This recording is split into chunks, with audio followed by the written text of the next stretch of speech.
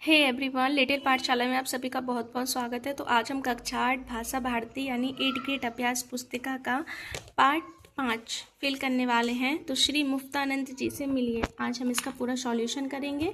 तो चलो देखते हैं। श्री मुफ्तानंद जी से मिलिए पाठ किस विधा का है? तो ये है व्यंग है। अजायब घर का समानार्थी शब्द क्या होगा? संग्रहालय। मुफ्त का चंदन घिस मेरे नंदन लोकोक्तियाँ किस पाठ में किस पर खरी उतरती हैं? तो मुफ्तानंद जी पर।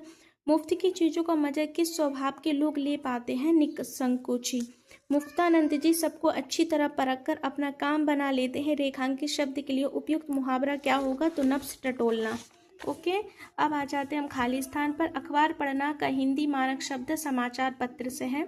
मुफ्त में चीज़ें पाने के मुफ्तानंद एक सटीक उदाहरण थे। पाठ के मुख्य पात्र का पान खाने का भी शौक जान पहचान वालों को जेब से ही होता है। जनसंख्या वृद्धि का एक कारण अशिक्षा भी है। दिन शब्द का अर्थ दिवस है, जबकि तीन शब्द का अर्थ दयनीय है। मुफ्तानंद जी अपनी कार्य सिद्धि के लिए किन नीतियों का प्रयोग करते हैं? मुफ्तानंद जी अपनी कार्य सिद्धि के लिए साम दाम दंड भेद जैसी नीतियों का प्रयोग करते हैं।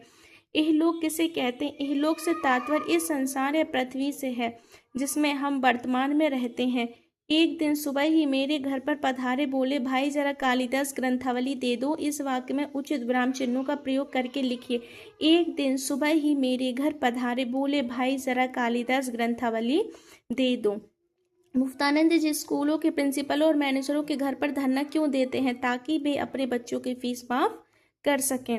माल ने मुफ्त दिले बेरहम कहावत के 3 उदाहरण दीजिए। यानी दावत का झूठा। मुफ्तानंद जी मुफ्त का पान खाने को तैयार रहते थे।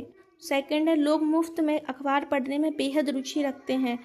तीसरा, कई बार बच्चे मुफ्त की पतंग पकड़ने में जान गंवा देते हैं। अब आ जाते हैं क्वेश्चन नंबर 16 पर।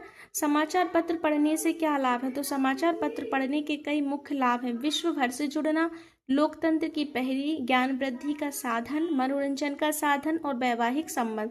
मुफ्तानंद जी मांगकर लाई गई पुस्तकों को अलमीरा में बंद करके क्यों रखते हैं? मुफ्तानंद जी इसलिए रखते हैं जिससे पुस्तक के मालिक की नज़र उस पर ना पड़े और वह वापस ना मांगे।